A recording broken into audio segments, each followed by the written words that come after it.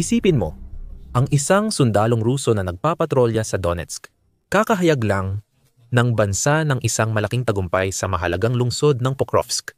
Malamang di magtatagal at ipadadala na ang sundalong iyon sa lungsod.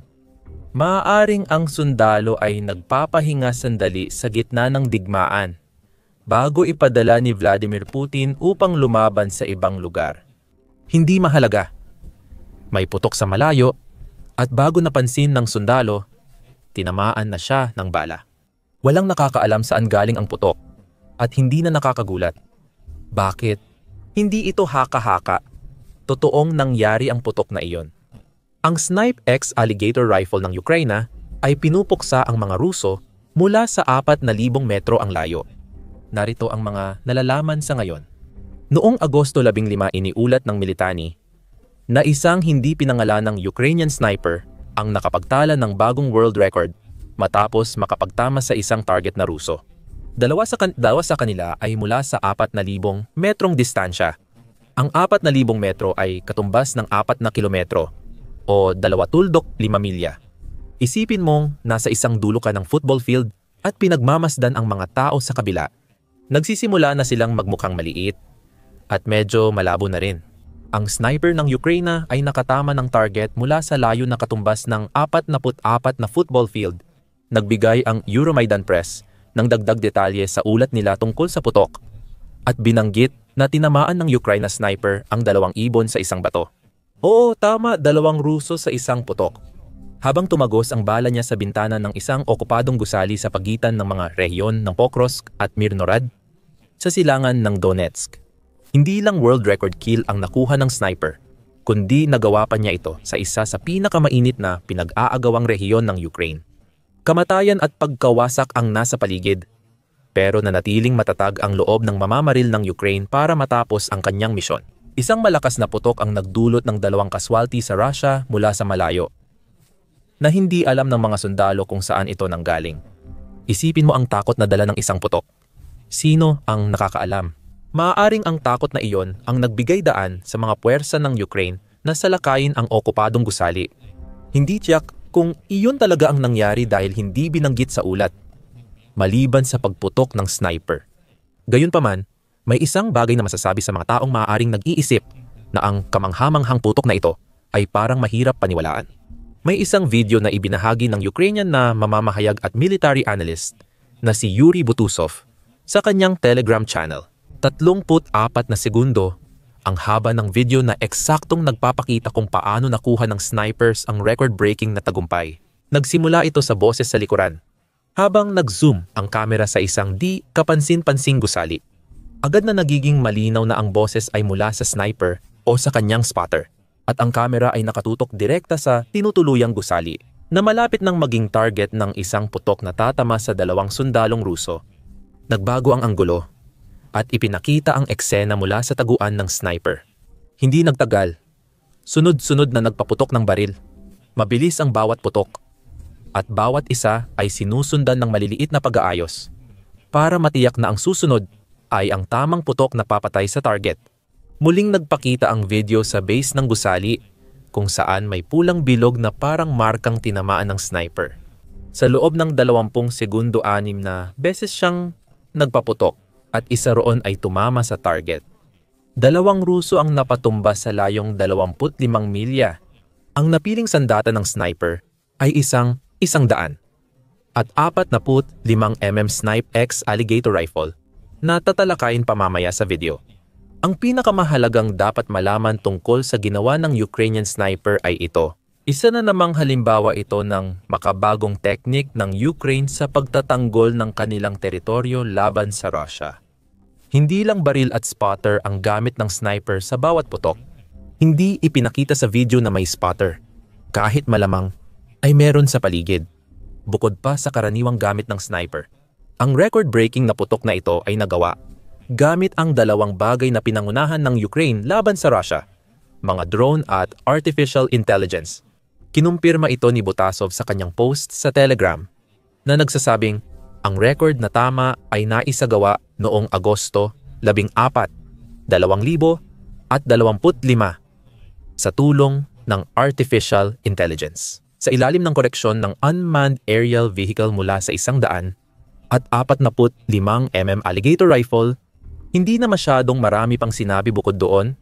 Ibig sabihin, ay kailangan gumawa ng ilang mga palagay kung paano ginamit ang teknolohiyang ito para maisagawa ang putok. Ang Unmanned Aerial Vehicle or Unmanned Aerial Vehicle Complex ay mukhang pinakamadaling ipaliwanag. Malaki ang tsansa na nagpapalipad ng reconnaissance drone ang mga operator ng Ukraine sa target na lugar. Maaaring gamit ang mga footage at pagbibigay ng datos na ginamit ng sniper para matukoy ang target. Ang paggamit ni Butasov ng salitang correction kapag tinutukoy ang mga unmanned aerial vehicle na ito ay nagpapahiwatig din na nagbibigay sila ng datos sa sniper ng real-time. Maaaring dito na pumapasok ang artificial intelligence. Maaaring ang datos na nakukuha mula sa mga drone ay ipinapasok sa isang artificial intelligence na may particular na gamit, na siyang naglalathalan ng impormasyon sa sniper. Maaari niyang baguhin ang tutok kung kailangan para tamaan ang target. Baka iyon talaga ang pakay ng 5 o 6 na putok na yon. Parang pagsubok lang bawat isa. Nagbibigay ng impormasyon para maayos at makuha ang tamang putok na pumatay. Malamang may ginamit na automatikong kalkulasyon para matulungan ang sniper sa kahanga-hanga niyang putok. May iba pang paraan na maaaring ginamit niya ang artificial intelligence para tumulong. Kayang mag-lock ng artificial intelligence algorithms sa mga target kahit sa komplikadong mga lugar, tulad ng urbanong lugar kung saan naganap ang putok. Maaaring nilagyan din ng artificial intelligence powered na scope ang alligator sniper rifle. Hindi pa karaniwan ang mga ganitong scope, kung meron man sa Ukraine noon. Gayunpaman, may mga ulat tungkol sa mga scope na kasalukuyang dinidevelop. Mabibigyan nito ang sniper ng mahahalagang datos gaya ng heat signatures, direksyon ng hangin, at kaugnay na kalkulasyon direkta sa kanilang mata. Paalala, ito'y mga haka-haka lang. Bukod sa paggamit ng artificial intelligence, hindi binanggit ni Butasov kung paano o anong sistema ang ginagamit ng Ukrainian sniper para maisagawa ang kanyang putok. Ang tiyak lang na alam ay mayroon siyang napakagandang rifle, ang 145mm Snipe X Alligator na nabanggit kanina sa video. Ang Snipe X Alligator ay ginamit simula 2021 at unang naitala ang paggamit nito sa Ukraine sa isang artikulo ng Popular Mechanics noong Setyembre 2022 na tinawag itong isang tunay na halimaw. Sinabi nito na ang rifle ay kasing haba at delikado ng pinagmulan ng pangalan nito at kaya nitong makabuo ng halos 12 toneladang enerhiya. Dinisenyo ito para gumamit ng bala ng mabibigat na machine gun, hindi tradisyonal na sniper, kaya naging napaka-versatile ang rifle. Pinaputukan ng record-breaking na sniper ng Ukraine ang mga sundalong Ruso. Dahil sa bigat ng bala, kayang butasin ng alligator ang armored na sasakyan, sirain ang imbakan ng gasolina, at mga gamit sa komunikasyon ng tropang Ruso. Isa itong jack of all trades, at talagang ganoon ito dinisenyo. Unang ipinakilala sa opisyal na Facebook page ng Snipex noong 2020. Ang rifle ay gawa ng Zardo Holding Limited. Iba talaga ang kumpanyang yan. Main office nila sa Ukraine, pero may branch din sa Germany at Netherlands. Siyempre, malinaw kung ano ang ibig sabihin nito. Ang alligator ay kahit papaano ay gawa sa Ukraine.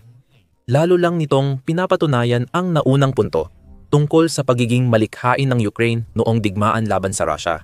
Oo, naipahayag ang alligator bago pa man simulan ni Putin ang kanyang pananakop. Siguradong may dahilan ito. Nagdesisyon ang Ukraine na gumawa ng sniper rifle na kayang maglabas ng malakas na putok. Maaaring inasahan ng Ukraine ang pananakop. At alam nilang kailangan nila ng sniper rifle na kayang tumagos hindi lang sa tao. Dapat may dahilan. Dahil mas kilala si Zardo bilang kumpanyang kemikal na gumagawa ng atomic oils, lubricants, at iba pang produkto. Kahit anong sniper rifle, lalo na ang alligator, ay hindi talaga saklaw ng negosyo ng kumpanyang iyon. Balik tayo sa rifle.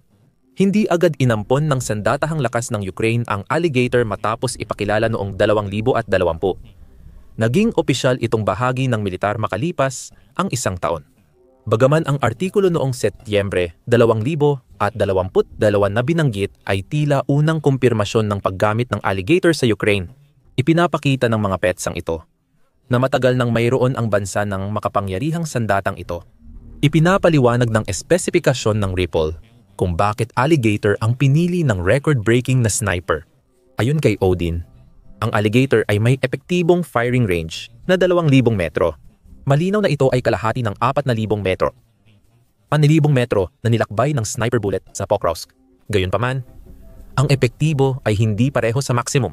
Ipinapakita rin ng parehong sanggunian na ang alligator ay may maximum firing range na 7,000 metro, kaya may sapat na puwang para makagawa ng 4,000 na putok. Siyempre, inaasahan na may ibang gamit tulad ng drone at artificial intelligence na tumutulong sa pag-spot. Sabi ni Odin, kayang tumagos ng alligator round ng hanggang 10 mm armor, kaya epektibo ito laban sa mahihinang bahagi ng armored na sasakyan. Mayroon din itong 5 round na box magazine na nagpapahintulot ng mabilisang putok tulad ng nakita sa video na nabanggit kanina. Ang mga sights naman ay military standard. Ibig sabihin, haka-haka lang talaga ang tungkol sa artificial intelligence, powered na sights. Maaaring ginamit ang artificial intelligence sa ibang paraan o gumagamit ng hindi karaniwang sight ang sniper. Nagbigay ang military factory ng ilang detalye pa na nagpapakita na ang ripleng ito ay malinaw na ginawa para sa Ukraine. Binanggit na ang bala ng alligator ay 145 by 11 mm Soviet cartridges na mahalaga para sa Ukraine. Kahit na nakatanggap ito ng napakaraming NATO standard na armas mula sa mga kanluraning kaalyado nito. Ang Ukraine ay dating teritoryo ng Soviet at karamihan sa kanilang kagamitang militar bago ang pananakop ng Russia ay mula pa noong panahong iyon. Mukhang ang pagbuo ng alligator ay resulta ng si Zado ay tumingin sa kung anong meron ang Ukraine at gumawa ng isang sniper rifle na kayang sulitin ito. Ayon sa parehong source, malakas ang putok at mahabang abot ng alligator, ngunit hindi ito gaanong naiiba sa ibang sniper rifle. Karaniwan itong ayos ng rifle na ang feed at action ay nasa unahan ng gatilyo. Nakakatuwang isipin, may hawakan sa gitna ng rifle na nagpapadali para sa gumagamit na buhatin ito at dalhin kung saan man kailangan. May tripod ang rifle, tulad sa video ng sniper na nagpapaputok. Ang military standard rail ay bagay sa iba't ibang klase ng scope o paningin. Maaaring bumalik na naman ang artificial intelligence na paningin sa eksena. Sa wakas, ang baril ay mabigat na kagamitan. Tumitimbang ng 55 pounds. Muli, hindi na dapat ikagulat yan. Ang alligator ay ginawa para magpaputok ng malalakas na bala ng machine gun at mahirap makuha ang ganong lakas at katumpakan na kailangan kung walang kaunting bigat para mapanatiling matatag ang lahat. Makikita mo agad na ang record-breaking na sniper ng Ukraine ay may angkop na gamit para sa trabaho. Susi ang 7,000 M, maximum range, pati mga drone at artificial intelligence na tumulong magamit ng sniper ang buong layo dahil sa lakas ng bala. Halos siguradong mapapatay ng sniper ang target kapag tinamaan. O dalawa pa, gaya ng nangyari. Siyempre, hindi lang baril ang kailangan para makaputok ng tama. Ang sniper ang kailangang gumawa noon. Sa kasamaang palad, hindi gaanong marami ang nalalaman tungkol sa taong nasa likod ng bagong record. Si Militani ay natukoy lang ang sniper bilang bahagi ng Privid unit ng Ukraine. Hindi nakakagulat yon. Ang unit na ito para sa mga sniper ay aktibo mula nang salakay ng Russia. Sabi ni Militani, ang unit ay nakalaban na ng halos 1,000 Russian personnel sa defensive operations sa Donetsk. Kaya madalas itong gamitin ng militar ng Ukraine. Ang pagbanggit sa salitang defensive ay maaring magbigay rin ng ideya kung bakit kailangang gawin ang putok. Matagal nang gustong angkinin ni Putin ang lungsod ng Pokrovsk dahil sa pagiging pangunahing sentro ng lohistika para sa militar ng Ukraine, pati na rin sa lapit nito sa administratibong hangganan ng Donetsk. Maaaring ipalagay na ang 2 sundalong Ruso na napatumba ng Ukraine sniper ay kabilang sa unit na naghahanda sa pag-atake sa Pokrovsk base sa kanilang posisyon malapit sa lungsod. Sa ngayon, hindi pa alam at hindi nagsasalita ang unit. Hindi tiyak kung sino ang sniper, pero klaro kung kaninong record ang nabasag. May bagong kompetisyon sa mga Ukrainian sniper. Dahil ang 4,000 M na record ngayon ay 200 M na mas mahaba kaysa 3,000. at 800 M na naitala noong Disyembre 2023. Mas marami tayong alam sa dating record breaker kaysa sa bago. Siya si Vyacheslav Kowalski, 58 taong gulang nang magawa ang kanyang putok, kaya malapit na siyang mag-anim na po ngayon. Dating negosyante bago ang digmaan sa Ukraine, ginawa ni Kowalski ang kanyang putok kasama ang kanyang spotter sa pamamagitan ng pagbaril sa kabila ng ilog Dnipro sa rehiyon ng Kherson. Nagdudulot ito ng mga kawili-wiling pagkakaiba sa dating at bagong record. Maliban sa lokasyon, nagawa ni Kowalski ang kanyang putok ng walang gamit na drone o artificial intelligence. Ayon kay Militani, sila lang ng spotter niya ang naroon. Tinulungan siya ng huli sa pagkwenta ng distansya, bilis ng hangin, at iba pang parameter na mahalaga sa tagumpay ng sniper shot. Nagbubukas ito ng tanong, kung nagdulot ba yun ng kaunting paligsahan sa pagitan ng mga may hawak ng record. Isang putok ang ginawa sa tradisyonal na paraan, at isa pa gamit ang makabagong kagamitan ng Ukraine laban sa Russia. Maaaring may punto si Kowalski na dapat manatili sa kanya ang record dahil wala siyang mga drone at artificial intelligence na tumulong sa kanya. Malamang hindi na niya papansinin kung anong ginamit ng katapat niya sa preview unit para magawa ang mahusay na putok. Ang mahalaga lang sa kanya at sa iba sa Ukraine ay ang resulta. 2 patay na sundalong Ruso. Posibleng nabawasan din ang pressure sa mahalagang lungsod ng Pokrovsk. Bukod pa rito, siguradong kailangan ng bagong record breaker ang lahat ng tulong. Bakit? Ang larangan ng digmaan sa Ukraine ay nagbago na. Kahit sa loob lamang ng 20 buwan o higit pa sa pagitan ng 2 record-breaking na putok, at naging mas mahirap ang lahat para sa Ukraine, mga sniper.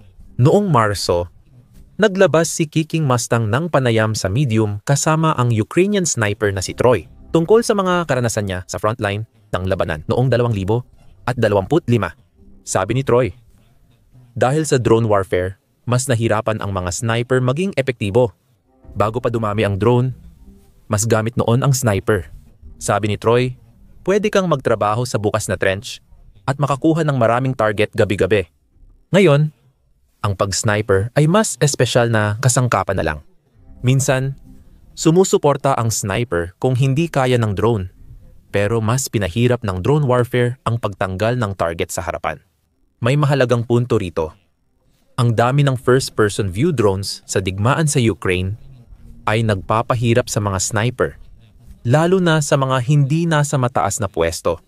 Nakaplanong gumawa ang Ukraine ng 45 milyong drone bago 2025 habang milyon-milyon din ang ginagawa sa Russia. Mapupunta ang mga iyon sa Ukraine. Maraming traffic sa himpapawid na dapat iwasan ng sniper bago makaputok. Isang drone lang na dumating sa maling oras ay maaaring sumira sa buong operasyon. Isinasaalang-alang din ang ligtas na pag-alis matapos ang pagpapatama ng sniper. Tulad ng binanggit ni Troy sa kanyang panayam, ang pinakamahirap na bahagi ay ang pagpasok at paglabas. Mahirap ang pananatiling buhay sa matinding lamig, pero nakakatulong ang tamang kasuotan. Lahat ay nakasalalay sa pagtatago at pagtatakip. Kung di nila alam na nandoon ka, di ka nila tatargetin ng drone at artilleria. Pero kapag alam na nila, mas mainam na lagyan ng maraming patong ng troso ang foxhole mo laban sa first-person view drones at mortar. Ang mga unang problemang yan ay laging hinaharap ng bawat sniper. Mas mahirap na ngayon para sa mga sniper magtago kaysa noong unang bahagi ng digmaan. Ang mga first-person view drone ay nagmamasid sa lahat at maaaring ipadala sa pinagtataguan ng sniper sa loob lang ng ilang minuto. Isa pa itong paraan ng paggamit ng bagong record-breaking na sniper ng Ukraine sa artificial intelligence at sarili niyang mga drone. Maaaring pinagsama ang dalawa para magsilbing mga tagamasid. Bukod pa sa pagbibigay ng datos na naging posible ang pagbaril. Ngayon, mahalaga ang timing at posisyon para sa Ukranyanong sniper, ayon kay Troy. Di makakatulong ang leaf suit kung makita ang galaw o thermal signature mo dahil tumawid ka sa bukas na lupa. Sa liwanag ng araw o sa oras ng dagsa ng tao sa gabi, kaagad pagkatapos ng paglubog ng araw, itinuro niya ang malinaw sa lahat ng ito ay napakaraming kasanayan na ipinakita ng Ukrainian sniper sa paggawa ng kanyang record-breaking na 4,000 M na putok bago pa man siya makapwesto. Ang pag-iwas sa mga drone ng kalaban ay susi. Ang pag-i-snipe sa Ukraine ay umunlad mula sa isang operasyong ginagawa ng dalawang tao tungo sa isang operasyong nangangailangan ng mga drone, artificial intelligence, at malamang ay malawakang kooperasyon sa mga tropa sa lupa. Kailangan lang makahanap ng pwesto para makaputok. Pag nahanap na, dapat magaling ang sniper para tamaan ang target. Noong Agosto 15, nakahanap ang Ukraine ng bagong pambihirang sniper na tumugma sa mga kinakailangan sa record-breaking na paraan. Para naman sa Russia, natagpuan nilang patay ang dalawa nilang sundalo, tinamaan mula sa malayo. Posible sana iyon bago nag-umpisa ang digmaan sa Ukraine. Ngayon, ilang beses nang nabanggit ang Pokrovsk sa video na ito. At may malaking balitang lumalabas mula sa lungsod na iyon. Pumasok ang Russia ilang linggo lang ang nakalipas. Ngayon, napalayas na ang Russia, napalaya na ang Pokrovsk, at nawala na sa Russia ang lahat. Alamin pa ang iba sa aming video at huwag kalimutang mag-subscribe sa The Military Show para sa karagdagang balita tungkol sa mga pinakabagong tagumpay ng Ukraine sa kanilang digmaan laban sa mga puwersa ni Putin.